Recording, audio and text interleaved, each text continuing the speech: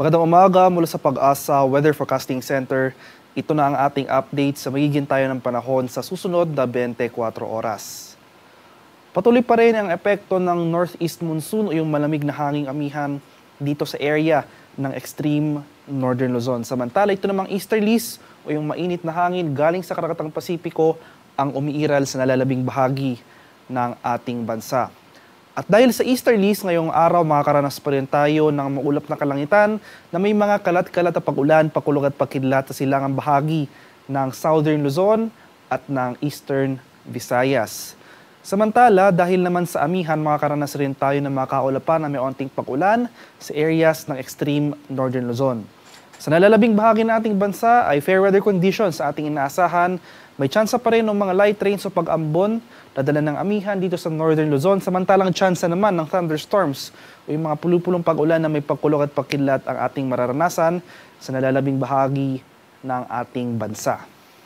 At para naman sa magiging lagay ng ating panahon ngayong araw dito sa Luzon, dahil sa easterlies, makakaranas tayo ngayong araw ng mga kalat-kalat na pag-ulan na may pagkulog at pagkidlat sa area ng Bicol Region. Kaya sa nabanggit na lugar, posible yung mga tsansa ng biglang pagbaha o pagguho ng lupa kung tuloy-tuloy ang pag-ulan na ating mararanasan. At dahil sa amihan, makakaranas rin tayo ng mga kaulapan na may mahihinang pag-ulan sa areas ng Batanes at Babuyan Islands. And for the rest of Luzon, kasama na dyan na Metro Manila, ay fair weather conditions sa ating inaasahan, maaliwalas na panahon. Dito sa nalalabing bahagi ng northern Luzon, sa mga rehiyon yan ng Ilocos, Cordillera at Cagayan Valley, may tsansa pa rin ng mga light rains sa pag-ambon ng amihan. At sa nalalabing bahagi ng Luzon, including Metro Manila, ay tsansa naman ng thunderstorms ang posibleng maranasan pagsapit ng hapon hanggang sa gabi. Sa mga areas naman ng Palawan, Visayas at sa Mindanao, dahil rin sa easterlies dito sa areas or sa mga ilang areas ng Samar provinces, sa mga lalawigan yan ng Samar, Northern Samar at Eastern Samar, posible tayong makaranas ngayong araw ng mga pag-ulan na dulot ng easterlies. Kaya maghanda rin tayo sa mga posibilidad ng pagbaha at pagguho ng lupa sa nabanggit na lugar. At ngayong madaling araw or kaninang madaling araw, nakapagtala tayo ng mga pag-ulan sa ilang bahagi ng Mindanao, particular na dito sa areas ng Zamboanga Peninsula, sa mga isla rin ng Basilan, Sulu at Tawi-Tawi. Itong mga pag-ulan na ito ay dulot ng thunderstorms. At panandalian lamang yung mga pag-ulan na ito, inaasahan natin na bago magtanghali ay mas magiging maaliwalas na ang ating panahon sa nabanggit na lugar, pati na rin dito sa malaking bahagi ng Visayas at ng buong Mindanao. At pagsapit ng hapon hanggang sa gabi, asahan mo rin natin yung mga tsansa ng biglaan at panandali ang buhos ng ulan na dulot ng localized thunderstorms. At sa kalagayan naman ating karagatan, sa kasalukuyan, walang nakataas na gale warning sa anumang baybayin ng ating kapuluan. Ngunit iba yung pag-iingat pa rin sa ating mga kababayan na maglalayag, particular na sa mga dagat baybay ng extreme northern Luzon, dahil posible pa rin tayong makaranas dyan ng katamtaman hanggang sa maalong karagatan.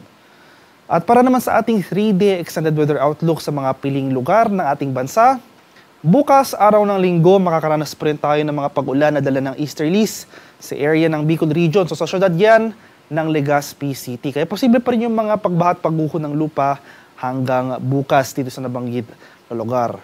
Improving weather conditions sa ating inaasahan sa malaking bahagi ng Kabikulan pagsapit ng Lunes hanggang sa Martes. And for the next 3 days, patuloy pa rin yung epekto ng amihan o yung northeast monsoon dito sa northern Luzon.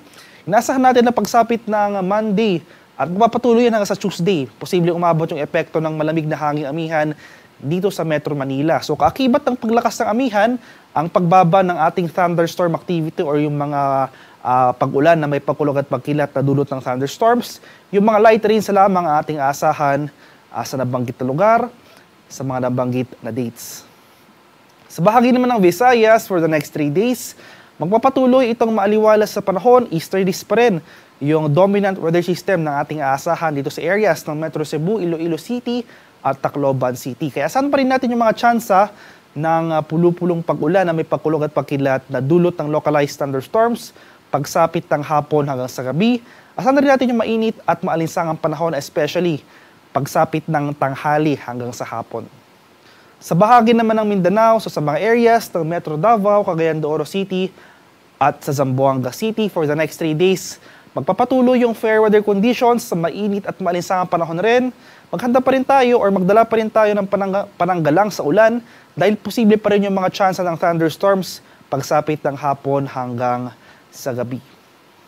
Ang haring araw dito sa Kamunilaan ay sisikat mamayang 6:16 ng umaga at lulubog naman mamaya sa ganap na 6:03 ng hapon.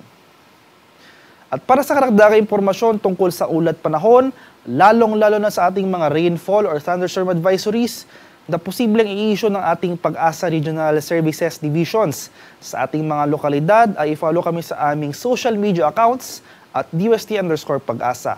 Mag-subscribe na rin kayo sa aming YouTube channel sa DUST Pag-asa Weather Report at palagi bisitahin ang aming official website sa pag-asa.dust.gov.ph.